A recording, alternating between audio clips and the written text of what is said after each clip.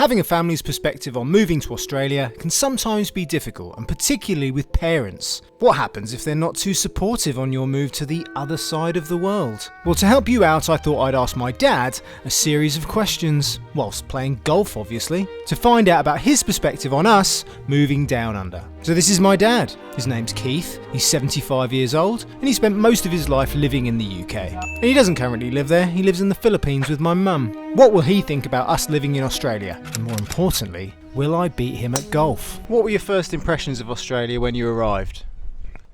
Well, I've been to Australia before, Cairns, Sydney. Never been to Brisbane before, but clean. That's just the golf course. And the golf course is empty, but very nice, very quiet, very, very nice. I don't know why anyone wouldn't want to live here, to be honest. Now, my dad did say he wanted to see some sand whilst in Australia. I don't know if he expected to be in a bunker this early. Bandit. How do you find the culture here different compared to the UK or even the Philippines where you live? A lot more relaxed, very friendly. I don't know, people in the UK, depending on time of year of course, it seemed to be a lot more negative. Here seem pretty positive. Can't compare between here and the Philippines. Everyone there is normally drunk, so it's hard to get a sensible answer out of people there, myself included at times. You obviously haven't met a lot of Australians then if you don't think that they're drunk. Well, not met too many drunken ones, no. No, they seem pretty friendly bunch. People in shops, very friendly. On the street, always say hello. It's very nice, laid back culture. Now, after Dad's fantastic recovery shot out of the bunker, could I do any better with a driver? Happy enough with that. Could the old man do any better? Everything was looking alright until this.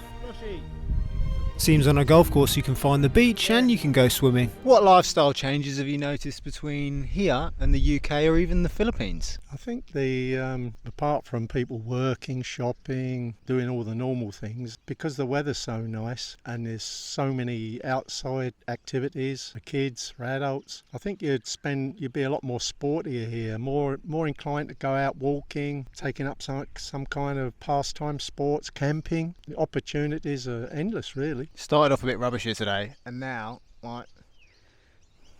Yeah, it's nice. Earlier it was a bit cloudy, which was okay for golf, but it still wasn't cold. Lifestyle change for me here would be more of an outdoor life, not just work. Get up in the dark in the winter, go home in the dark, in the house, have your dinner, go to bed, get up, repeat, repeat, repeat. I think here you'd be more inclined to be thinking of for the weekend, getting away on a Friday night, spending the weekend outside and enjoying it. And for kids, what an opportunity for kids. What a horrible life that sounds like in the UK. I'm glad I left it. There is one problem with playing golf in Australia, and that is the annoyingly cute wildlife that just seem to be a distraction all of the time. I swear one of them picked up my ball and threw it away. And they just really seem to affect your putting. But at least they're affecting my dad's putting too, because he doesn't often see kangaroos just jumping around. How do you find the environment and nature in Australia compared to England and the Philippines? Well, compared to England, it's completely different. And the only snake you've got there is an adder, and that won't kill you. It'll make you sick. Here, I've seen one. Have you seen any yet? I've seen one on the golf course. It's only small, maybe 18 inches long. It stood and looked at me. We were about 3 metres apart, 2-3 metres apart. It stood and looked at me, and it just decided to turn around, and off it went. It wasn't aggressive. Other nature, I've seen a pair of black parrots today. Great big thing, beautiful things. Lots and lots and lots of birds, colourful birds, noisy birds. I've seen kangaroos here. Philippines, you don't see much nature. I've seen a couple of snakes on the golf course there, but apart from that, if there's anything else walking around, the locals knock it off and eat it.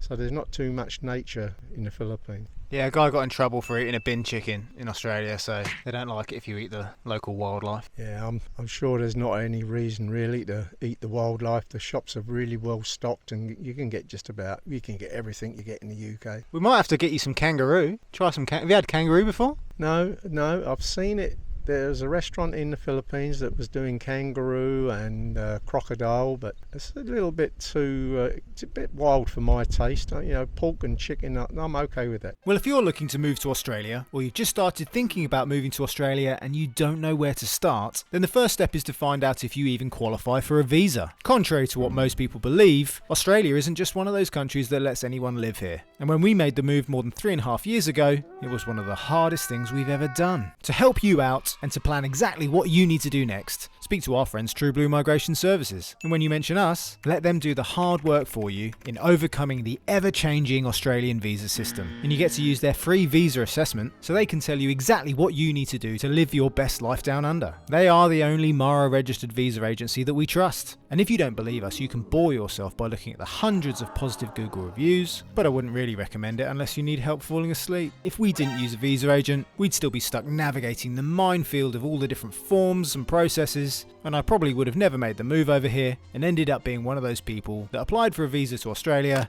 and had it rejected. So speak to them today and you could be one step closer to living your best life. How much would you want to live on a golf course like this? Not a bad place to live, half decent views. You can even watch the idiots like me hit it in the water. What's your perspective on the cost of living in Australia compared to the UK and the Philippines? Difficult to compare to UK because I've not lived there for a long time. Philippines, it's imported things that you get here readily is more expensive. Obviously local stuff in the Philippines is cheaper, meats and fish, vegetables, but yeah, probably more expensive than in the Philippines for some of the stuff you readily get in Australia because it has to be imported and it's only for expats and they don't import a lot. What about the price of grog though? Oh, now, probably, again, UK, I've not been there for a few years, more expensive in Australia and very much more expensive than the Philippines. For smokers here, of course, it's for me, it would be untouchable. I couldn't afford to smoke here. I don't know how people do smoke here, to be honest. In Philippines, it's relatively cheap. In the UK, it's getting more and more expensive, but not as expensive as Australia. And spurred on by the sights of even more kangaroos and weird signs that were slightly concerning, I then spotted something a little bit peculiar. This is Australian sense of humour for you on a golf course in Queensland. Yeah, that's going to scare you a bit if you go near the water. Now, you've lived in a few different countries in your time, Dad. What do you think are the biggest adjustment challenges for someone moving from the Philippines or the UK to Australia? Oh, wow. Biggest adjustments? Well, apart from family and friends, I guess that's going to be the biggest one. Whenever you move away from family and friends, children, be tough for them. They're also moved away from their friends and family. So that would be my number one. And apart from that, it would be so easy to adjust to here because it's so much better, in my opinion. Work, that would be an adjustment, obviously. You might have come from a job where you've been there many years and now you need to start over in a new job, so that would be a big adjustment. But apart from that, no, easy to adjust to live here, I would say. Let's see how you managed to get out of this one. Too much rubbish. It's a bit sandy, mate. No problem. What's the weirdest thing you've noticed about Australia so far? Honestly, weirdest? No, I don't think I've seen anything weird here. No. Nothing that weird? What's the most unusual thing? Something that surprised you, maybe?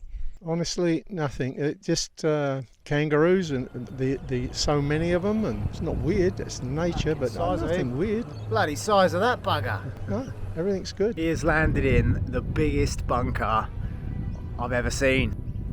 Look at the size of this one. This course is full of bunkers. Well out, mate. The roos are impressed.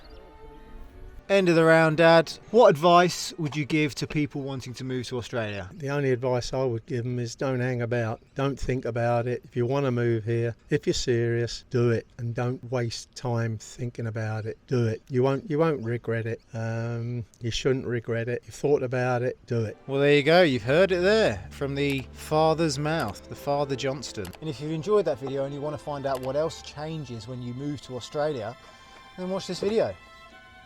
See you next time. Oh, and I let him win.